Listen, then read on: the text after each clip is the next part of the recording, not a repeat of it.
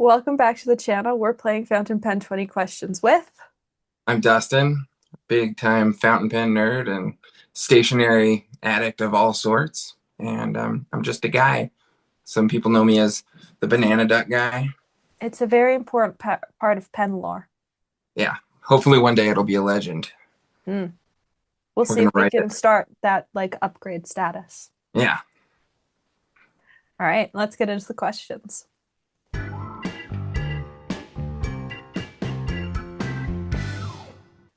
When I say fountain pen, what pen do you think of?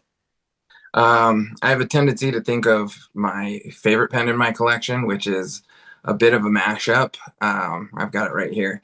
It's Good Made Better Muse, and it's got kind of a custom texture that he did for me.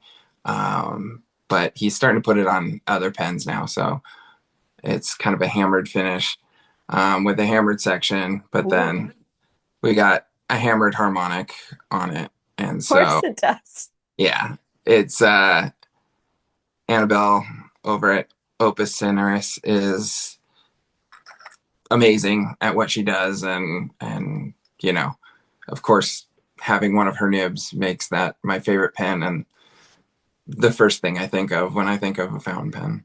So I have to know, are you like Tori, where you got a pen made for that nib, or did you already have the pen? So it's a complicated story. Annabelle was actually visiting me, and I had gotten another one of these pens that was just with the original scrape texture, Mm-hmm. and I accidentally penabled my brother, and he was like, "Oh, I want a fountain pen now," and I was like, "Come look at all of my pens." And he was looking through them, and I had just gotten that pen, and he's like, "Oh, this one's awesome." I'm like, "You can't have that one." And he's like, "Oh, but it's so good." And I said, "You can borrow it, but I get it back." And then I contacted Dan over at Good Made Better and told him the story. And he's like, "That's awesome." Like, I was like, "Can you make me another one?" Because this was before he was selling them, before the Kickstarter, everything like that. And so he was like, "Yeah, of course. With a story like that, I'll make you another one." And I told him to just get crazy and get creative and make whatever he wanted. And so this is the pen that he made, and I loved it.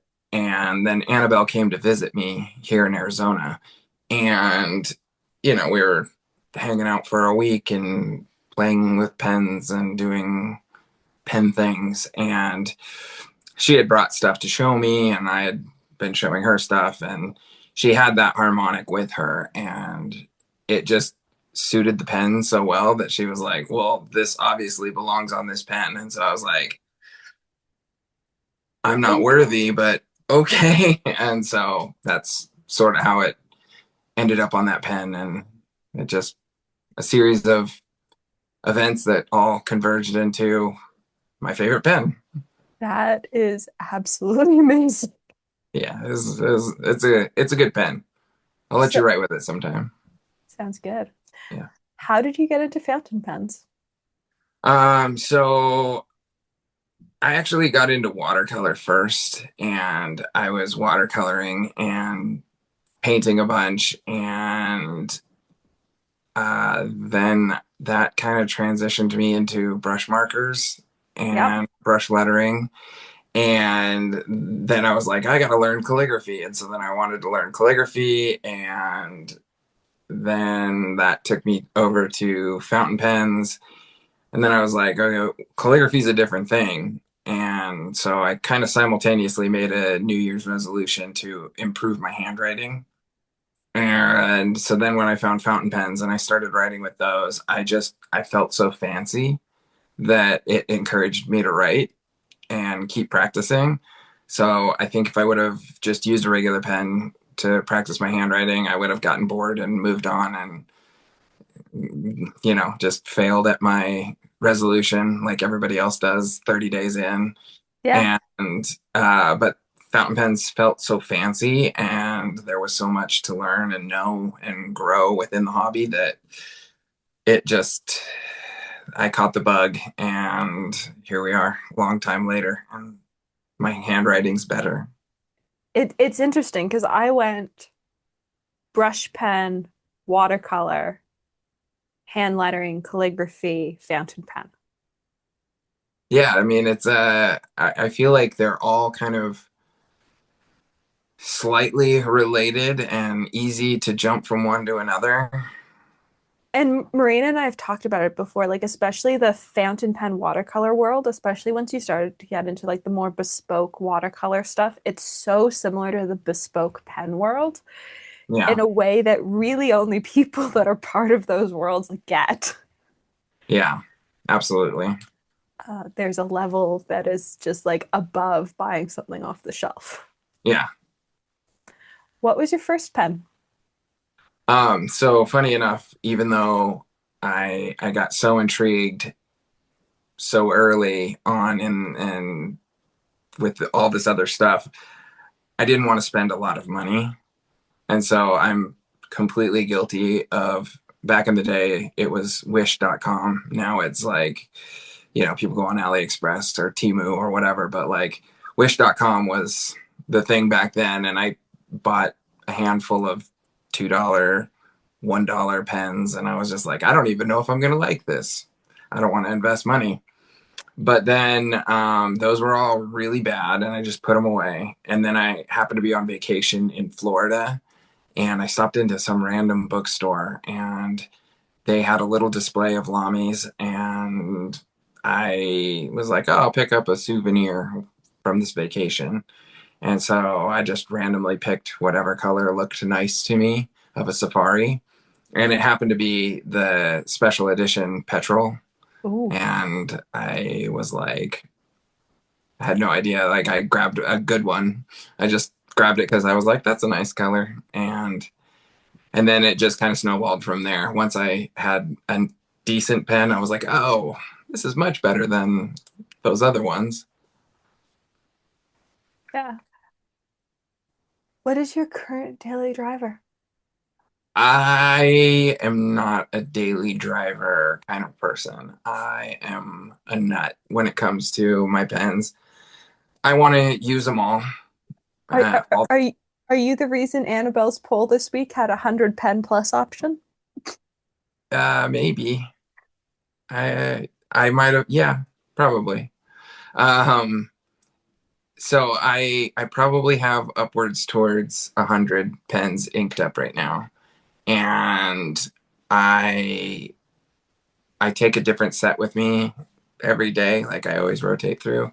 So I usually take 4 fountain pens with me wherever I go, and sometimes 5 or 6. Just depends. Um, and so it's a constant rotation, and I just have a lot all over all the time. So I don't really have a daily driver. All I have right. lots of them. What's your favorite ink?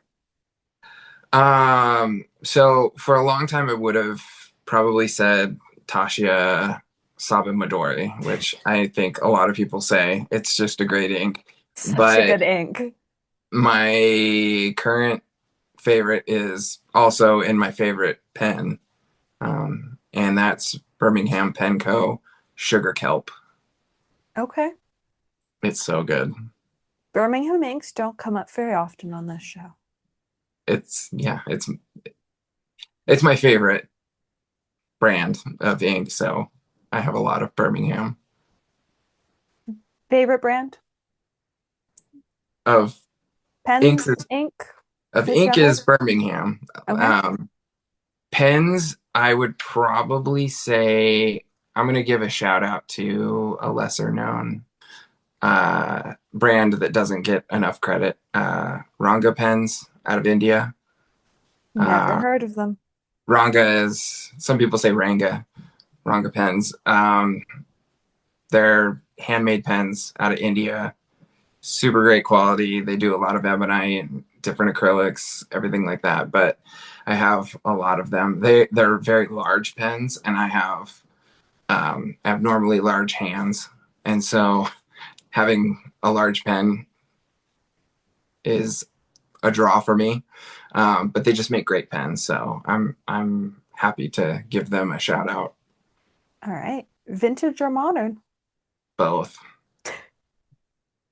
Fair all, enough. all the pens. Yeah. Do you swatch all your inks? I do. Yeah. I swatch everything on cola rings. Excuse me. And then I just like my idea of relaxing fun is just playing with ink in a notebook. And so like they get swatched on all kinds of different paper. And sometimes I just grab a handful of bottles and swatch just because I can. 100%. Do any pens always get the same ink or do you always switch it up? I do have I have a segment of one of my cases that has 10 inks or 10 pens that have they're always inked, always the same ink. Those are my permanently inked pens, but then everything else is a rotation, and so there's constantly changing going around. I have a lot of pens. That's fair. I have a lot of pens too, but for once they're put away, Yeah, other than all these ones on my desk behind me. yeah. Because, Annabelle might have shamed me a little bit.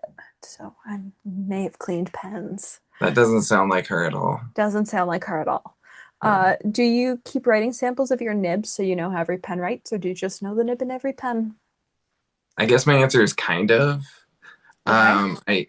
I know how I know most of the nibs and most of the pens, and I know how they write, and I got a pretty strong memory. But I also log all of my currently inked, and so then I'm writing down the nib that's in the pen, and so I keep track that way as well. So if I ever do forget, I can go back and go, oh, that's that pen or that ink or that nib. Oh, So yeah. in some way, I do log them, but I don't have like an Excel spreadsheet. Yeah, no. I just have samples for my specialty nibs so that Yeah, I know how they write. yeah. What's a pen you wish you could see in person? So one of my favorite episodes that you did was with Mike from Ink Dependence, and I think he had probably the best answer of anyone, which he said the first pen, Yep. the very first pen.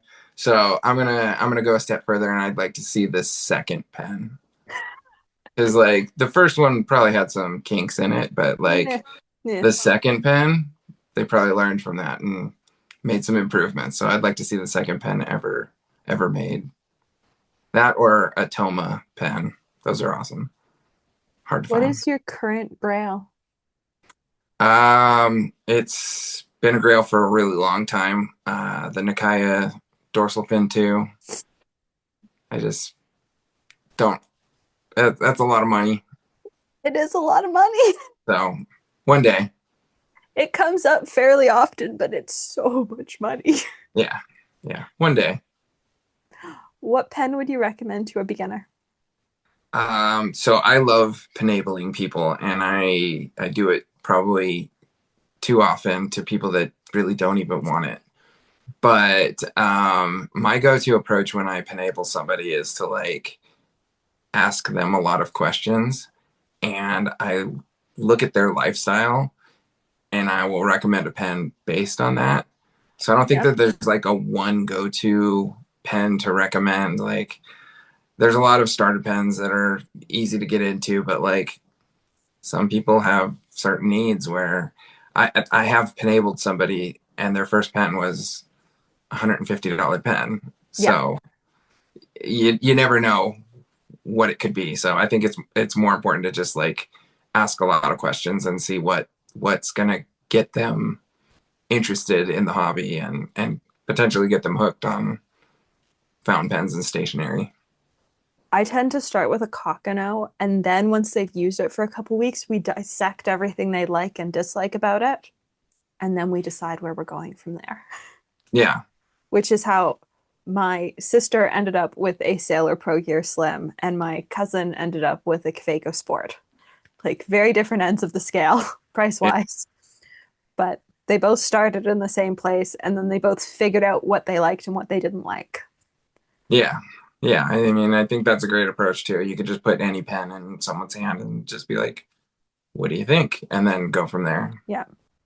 But I think you sort of have to start somewhere because if you make it too open ended, like there's Yeah, so many options. Yeah, that's a good point. Sometimes I just give people pens. I'm just like, here, enjoy this pen. Yep. I don't need any of your money. Just take it and enjoy. What ink would you recommend to a beginner? Um, Again, I would probably ask them a question. I'd ask them like, "What's your favorite color?" and then go from there and try and dig into my brain encyclopedia and pick from there. But um, the Urashi Suzuki's obviously are always solid picks. Honestly, like the Waterman inks, Hmm. Tender Purple is like a fucking awesome purple. And I'm so sad that Waterman doesn't currently have a Canadian distributor. You cannot get their inks here oh man, that's the anywhere. other stuff. And I keep forgetting to pick them up at US Pen shows because I'm like, they're so easy to find. They're so basic. I'll be able to get them at home. And then I come home and I'm like, shit, they don't have a Canadian distributor currently.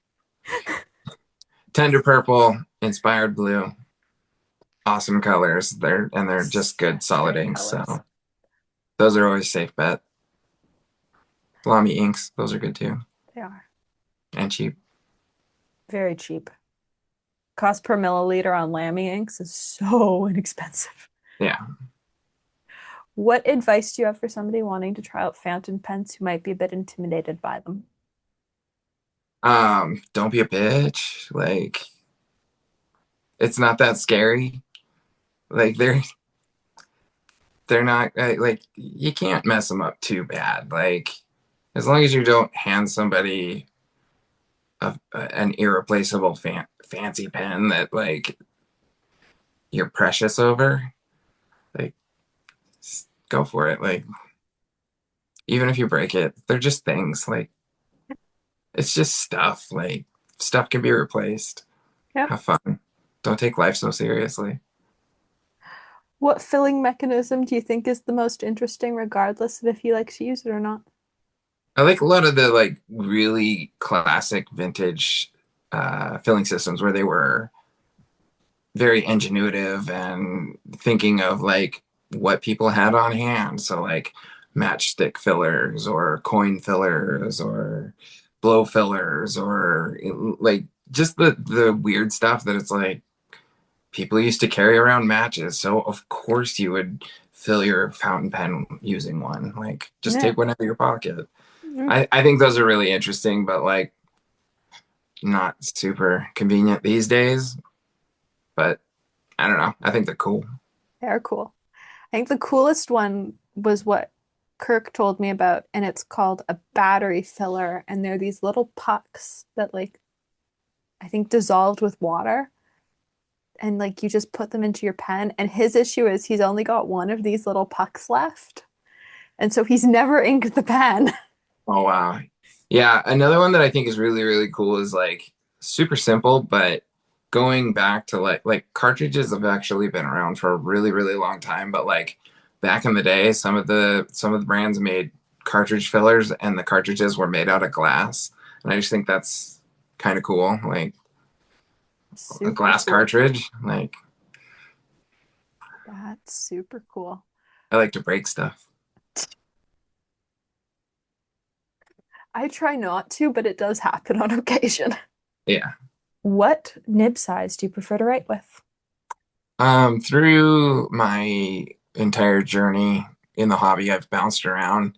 I started off writing with fines, and I thought my handwriting just looked better in a fine. And as I progressed through and I started falling in love with ink, then I got obsessed with super broad, juicy nibs, and I just like to put all the ink on paper um, and then I've almost ventured back now to some fines and extra fines, and so I'm like I like all the pens.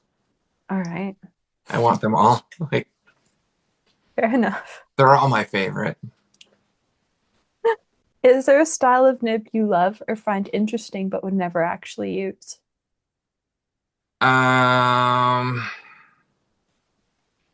I think they all have a purpose. They're all meant for something. And, because I do some artwork stuff and I do some writing and, I use my pens for everything.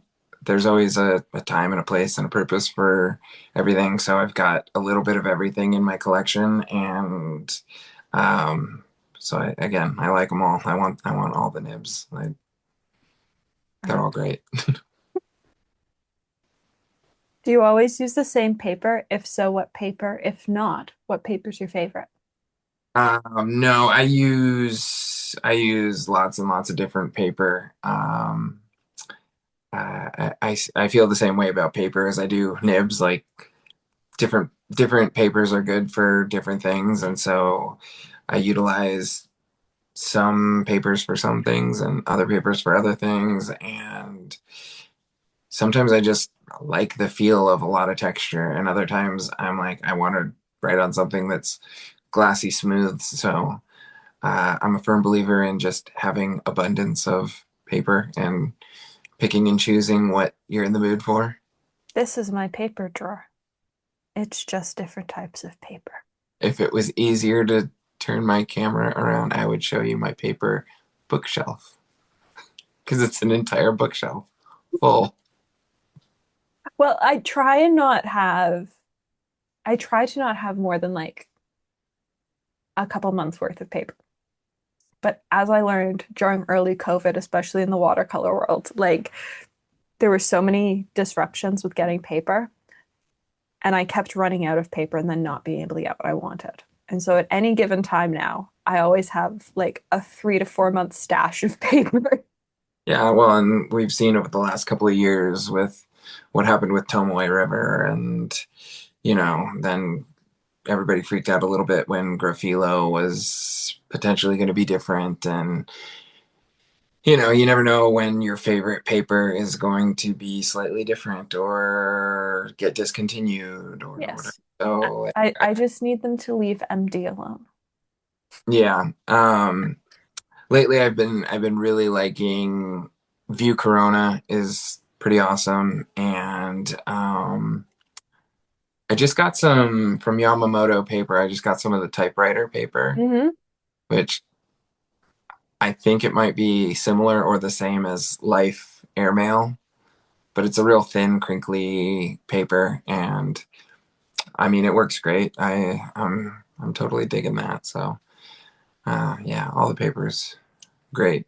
I love Graphilo too. Like all the paper, Oh, all the paper, all the pens, all the nibs. what is your least favorite ink or ink color family? Um, so can I throw a brand? Sure, go for it. Noodlers, like get out of here. Um, Over noodlers, like there's no there's no need to use noodlers for anything. I think they're the most referenced but unnamed brand in this series. Yeah. Just in general, super sheeners I'm not a big fan of, and like bright like fire engine reds Hmm. is not really my color. It reminds me too much of getting an F. PTSD, I Yeah. guess. There's only one red ink I like, and it's been discontinued. So Yeah. I ink it sparingly right now. And if we're naming brands, I'll throw Ferris wheel press in there too. Don't need it. No. There are lots of ink options out there. Yeah, for sure. All right. Well, thanks for playing 20 questions. Thanks for having me. This was a lot of fun.